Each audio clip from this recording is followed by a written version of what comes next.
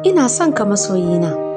Tsuntsaye na buƙatar fuka-fukai domin tashi, kifi kuwa na buƙatar ruwa domin ya yi rayuwa. Ni kuma ina buƙatar ka domin na yi rayuwar farin ciki. Ina son jin ka a kusa da ni, ta yadda numfashina da naka za su gauraya, ta yadda zan rinka jiyo sautin bugun zuciyoyinmu na fita a tare. Ke sanyi ce mai sanyaya ruhina, ke tamkar gishiri ce da ta sawa rayuwata ɗanɗano, domin kuwa a baya lami nake jin rayuwata. Ke ce iskar da ke furfita zuciyata yayin da ta yi zafi. Za ki kasance mai alfahari da soyayyata a gare ki, domin kuwa ba za ta gushe ba har ƙarshen rayuwata. A kullum na kwanta bacci nakan yi mafarkin ka zama uban 'ya'yana, ni kuma na zama mata a gare ka.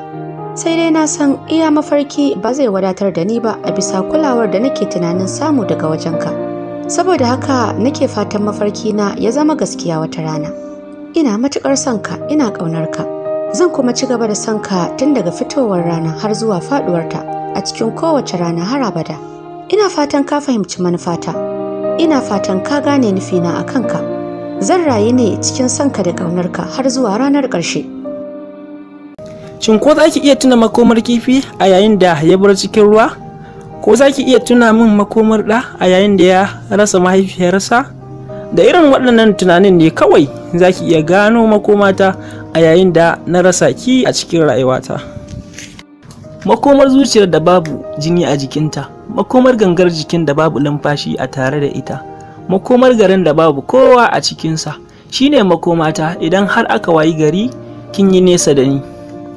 Ki yi rangwame a gare ni, yanzu haka jin zuciyata nake kamar ana soya ta bisa kasko. Ban san dalilin ɗaukewar murmushi akan fuskar ki ba, amma ɗaukewarsa daidai yake da ɗaukewar farin ciki da nutsuwa a cikin rayuwata.